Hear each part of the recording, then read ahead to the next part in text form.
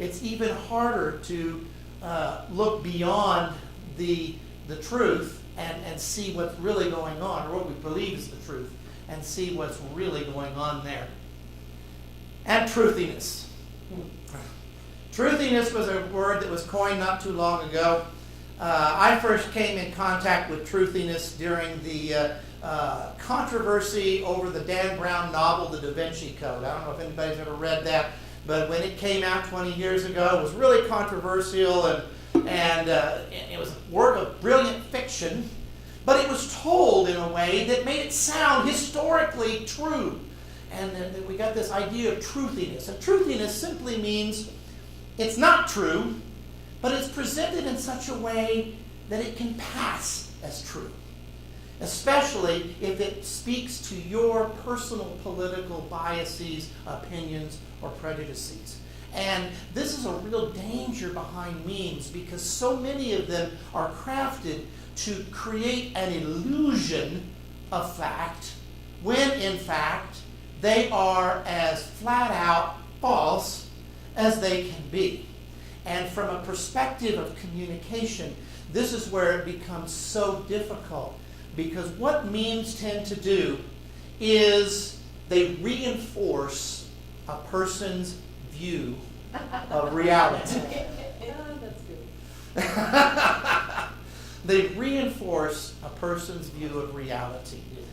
One of the things that I have learned or understood from my studies on this, memes don't really do a very good job of changing people's opinions, but they do a very good job of reinforcing opinions, which then creates dialogue much more difficult, because the meme is so simplistic and sometimes so extreme and oftentimes so false, but it's perceived as being 100% factual, that it cuts off dialogue. And this is why this study is so important to me, because what I'm finding is that dialogue across ideological differences is becoming increasingly difficult. And as professionals in communication, it is a bridge that we have to be able to a gap that we have to be able to bridge. I said that backwards. The bottom line is that people are going to keep on sharing their memes. People love memes. And the more memes that they can get and the more likes they can get, the happier they are. A lot of people depend on the likability of their memes. But memes have consequences. And that is why I want to take the last, 20 minutes or so that we have to address questions. For those of you watching on the Facebook feed, we have the ability to answer questions, and there's none yet. But you can sit down, Dr. Dobson. I've got them right here. Yeah, we got them right here. So you please type in your questions, and I'll take them live here in the classroom. Don't forget, it is like a little bit of a delay. Oh. Believe me, I see the delay because I'm watching the live and the Facebook stream at the same time. That's going to be weird. Any questions or comments? Yes, Wayne. Well, when you first started talking and you went back to the Revolutionary War meme, I kind of jumped ahead and I was thinking about bumper stickers back in the 70s, 60s, 70s, up into the 80s. One that I remember very strongly was in Arizona. They were wanting to, and did, impeach the governor. And a very simple meme was, Meacham for ex-governor.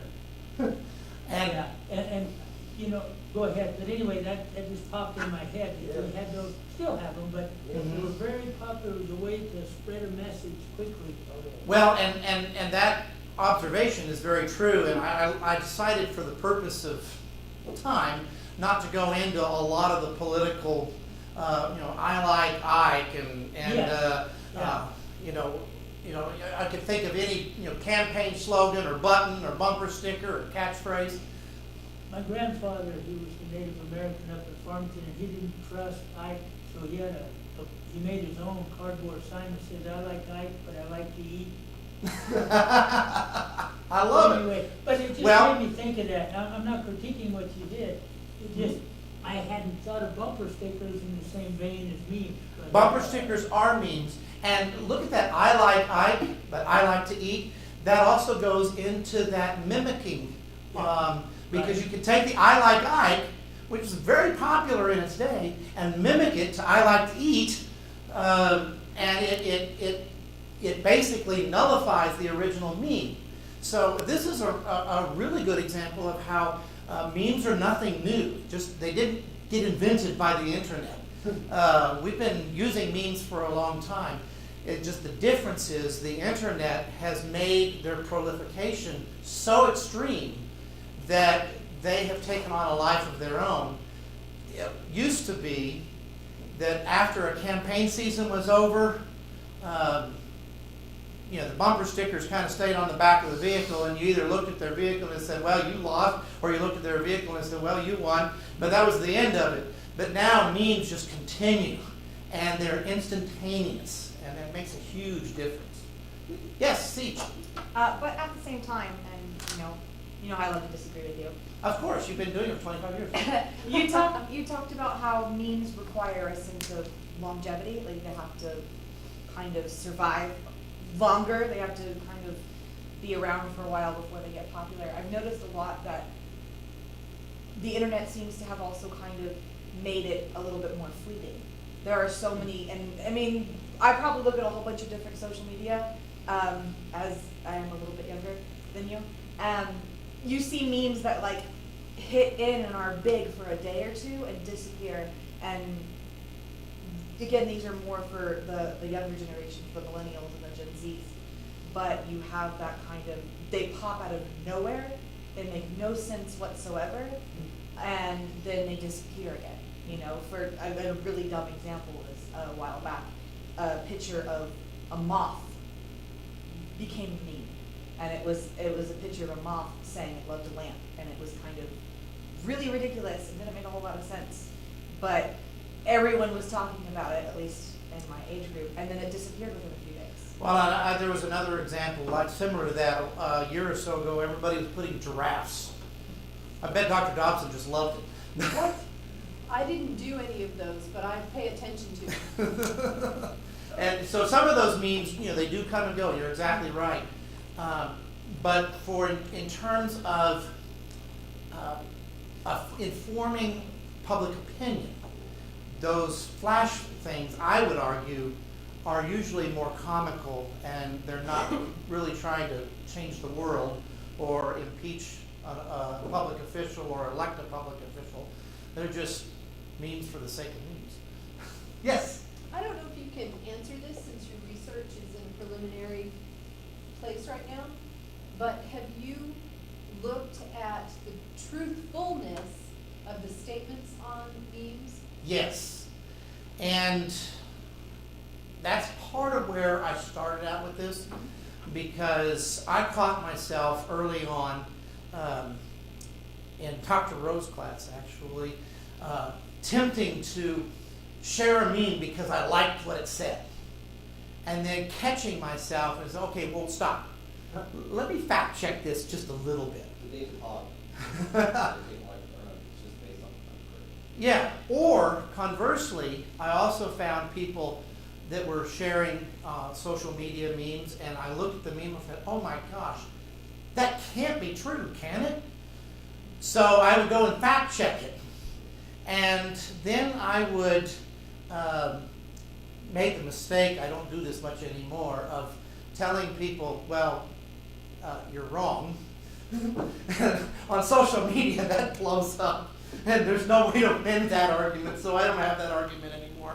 And a lot of this research came out of trying to determine how we can live in a meme culture and not get sucked into the falsification maelstroms, and at the same time maintain constructive dialogue. And I wish I had the answer to that, but I'm working on it. Stay tuned for my master's thesis. I'll be here. Yes. Give it any thought about marketing for me. What I'm thinking about is the court counsel taking bacon as a meme. and that is that is a marketing meme. And I did not go down the marketing realm because that's been thoroughly researched in that end of it. What I find interesting in the marketing data is how effective the power of the image is in driving the campaign. My research has mostly been focused on the political side, but there is great effort put on by the major political parties to create memes for their base to share that either promotes their side or denounces the other side, or sometimes both in the same meme. And that is very, very much a very intentional, meticulously well thought out, scientifically driven marketing strategy. So marketing memes are very, very important, and they are a part of advertising, especially print advertising, and have been for as long as advertising has been an industry of its own. So absolutely, yes. Is there any, looking at it, like why, and yours started showing it before you did the mimic, is why it's, although one meme may come and go, there's certain photos that uses your basis for using. Just so, I mean, that one, Mm-hmm. Willy Wonka. Yeah, Willy Wonka's in a lot of them. Kermit the Frog. The little kid looking up at the lady with like the scowl on his face. Mhm. The girl in front of the burning house. Yeah. Success kid. Hmm? Success kid. Yes. And these are images, and you could go to websites that have all those stock photos on them and make your own meme. These websites exist. So, and that's part of why some of those photos are so ubiquitous, because they're in the stock photos of these websites where you can make your own memes. So if you're on social media, whether it's Facebook or Twitter or LinkedIn or whatever, and you've got a strong political opinion and you think that Willy Wonka is the perfect person to illustrate your point, you can go to some of these websites and create a Willy Wonka meme that says why the other side of the political party is wrong and stupid. Did you have a question? I was actually going to ask you, are you aware of meme economy? Meme economy. Yeah. I'm not familiar It's with where it. a lot of the templates are disseminated. It's a place on Reddit, and they try to treat it like it's like futures trading about whether this meme is going to be popular or not. They disseminate all the templates. Meme economy. Yeah. Okay. It's a Write that down, Dr. Rowe. We're going to research meme economy. It's a reference to a joke in South Park. Okay. Thank you. I will incorporate that in my research. Do we have any other? No questions coming in on Facebook yet, but type a question if you got it, and I'll answer it. Any others this Are you evening? going just memes, or are you looking at, am I saying it right or not? GIF or GIF, because I don't know. Yeah. I've heard it pronounced different ways, but It's GIF, That's a GIF, meme. GIF. GIF, The because creator says GIF. the Logic G says is, GIF. the G stands for graphics, so it's G, it's graphics, it's GIF. There's a big argument that that's a meme on its own, it's a big. Yeah, that is a meme on its own. Do you see overlap between the two? There is overlap, and the thing about GIFs is that they are animated, but they're not movies. They're not videos, but they're animated. They're kind of in that in-between zone, but they are as easily shareable as any still image would be, and they're increasingly popular in what I call the memosphere, and it's just there. So yes, I include GIFs in that. You have a question online. Oh, yes. Do these images change an option for a short or a long term? Well, and CJ says it's a GIF. And I gotta say, James, that's a great question. And I should say for everybody else, James is tuning in on Facebook, and he is a graduate of ENMU 1990 Communication Department. Woo! So, good guy. But, and the answer to that is, James, I don't know yet. But I am, the research tends to show that it's more of a short-term effect. But what it does more than anything else is just reinforce for the short term. And where we get, one meme may not change the world, but the constant repetition of memes does. And He's still talking to you. yeah, he's saying hi from Dallas. It's a little delayed, so. Yeah, I guess the Marshall Mahan was right when he said that the medium is the message. Oh, yeah, McLuhan. McLuhan, did I read that right? Yeah, okay. I didn't, That's awesome. my eyes don't work well. Global Village does meet Fullerton. Yeah. Yeah, this is awesome. Thanks, James. I love it. He says hi from Dallas, by the way. Siege. Have you looked yet into, because you talked about the memes that have like a political feel to them, Yes. right? That they're just a random still from a movie or a TV show or cartoon or whatever with a political point of view on it. But what about the memes of that take, for example, the president making a funny face or doing something and kind of essentially making fun of him, but nothing to do with his politics. And it's it's on both sides. They do that a lot with Hillary as well. They do that, and the power of the meme, of course, one of the things that we have in our modern digital age is when a public figure, it could be the president, it could be a candidate for office, it could be anybody, but when a public figure gets up and gives a speech and the cameras are rolling, it doesn't take a rocket scientist to slow the image down until you get that one perfect image of the individual looking incredibly stupid. It's like when you pause a movie. It just Like when you pause a movie, exactly. And those memes are very popular because it's really easy to get a stupid looking image of a public figure and then put that out there to show what a moron that public figure must be.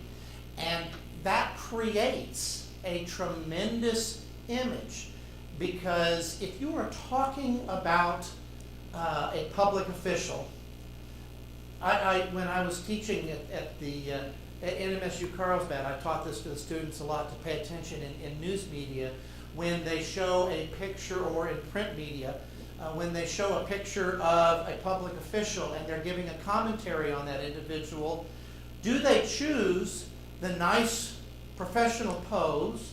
Do they choose a smiling approach? Or do they choose an angry approach? Because the editorial choice of the photograph that is placed in the news content is in and of itself an opinion. And that informs the article. So if you're reading an article about this public official and it's showing a picture like this, it automatically biases you to the negative. We have another question. Yes, Jolie Harper Quintana. Can someone use your personal photo and make a meme out of it, a publicly posted picture, and if so, can you do anything about it? Jolie, you ask an excellent question. I don't know the answer, but no, I'm not even gonna speculate. I don't know the answer, but I will find that out. I know it's been done. Oh, it's done a lot. I have seen classmates and people I've graduated with become the center of a meme. And Well, but it- if it's on public, if it's a public profile. Yeah, it comes down to what's public profile, and you know, my research is outdated, but it goes back to, help me out, Dr. Dobson, the Supreme Court ruling on news media, where if a public official is photographed in a public space, then it's broadcastable.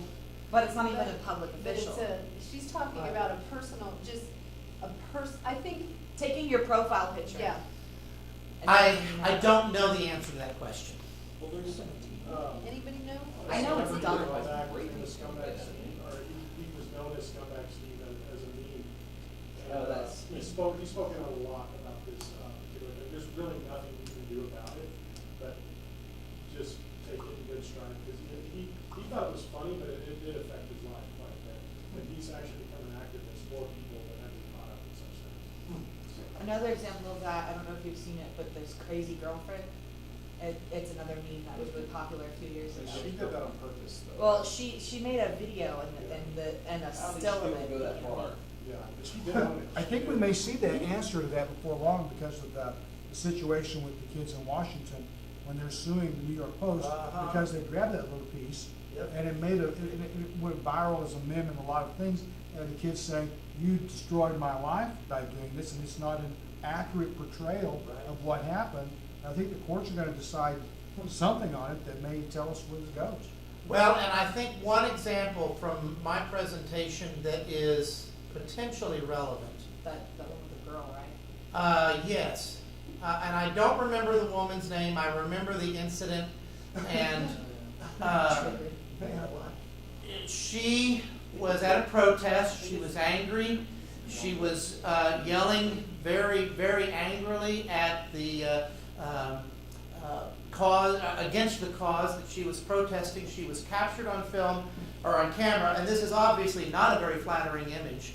It's not reflective of who she is. And I saw an interview with her later on, and she was just very remorseful that that picture even showed up and has become such an image. But there's nothing she can do about it because she was at a public protest, and that is just the reality. You go to a public protest, you get photographed in public, and now in terms of taking stuff off of your own personal social media, I'd have to research that because I really don't know the answer. And that may depend on whether or not it's a personal photo or your profile is set to private, or if you have an open. Yeah, privacy open settings that privacy, you place yeah. on your own social media might have something to do with it. You know, you notice on Facebook, they put the disclaimer that your profile picture is public. So that is probably, I'm guessing, don't quote me on this, protected differently from your private content that you have to be friends with to view. James has a question. Do different ages process images differently?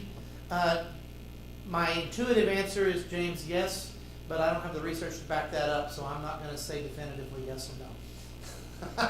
Fair enough.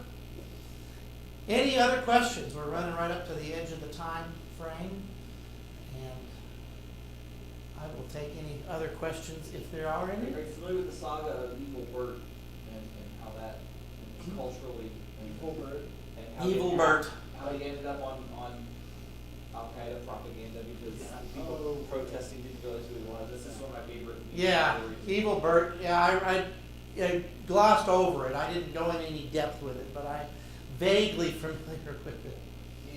So this guy was he was funny putting Bert and Ernie in different poses and different, Mhm. like, famous bad people, about them. And there was one where he was posted with, they put him with Osama bin Laden. Didn't think. Well, then fast forward a couple years later, prior to 9/11, some militant group was having a pro-Bin Laden rally, I think in Indonesia, and they had to put up some posters real quick. And they got some images off the internet of Bin Laden. Didn't realize that one of them was Bin Laden with Bert. So here's this legitimate militant anti-American rally, and they're waving posters that have Evil Bert with. Hey, Ed, can you go up to where Dave is standing and talk, do a repeat of what you said? Oh yeah, because they can't hear you through us. my They microphone. can't hear any of us that are out in the audience. You gotta use my I microphone. was simply telling the story of Evil Bert getting on Osama bin Laden posters, and you can Google it. It's out there. That's only a little awkward. All right. Well, Yeah. thank you. I appreciate your time and your energy and coming out on a Thursday evening or tuning in on Facebook. And Dr. Dobson, do you have anything else to say? Yes, I appreciate the questions from our Facebook Live viewers. We did not realize until Jody asked the question that what was said out in the audience wasn't able to be heard. So what we'll do for the next one, which is in a couple of weeks, is have some kind of a portable mic or something so that the comments out here can be heard, because that'll add to the discussion as well. And for those of you who are here physically in this space, there are cookies and cake out the door. For those of you not here, we're sorry, and we would love for you to actually come and join us. Continue the conversation. If you have other questions and comments, please post them, and we will have Dave answer them. Thank you so much, and we'll see you in a couple weeks. What do I do?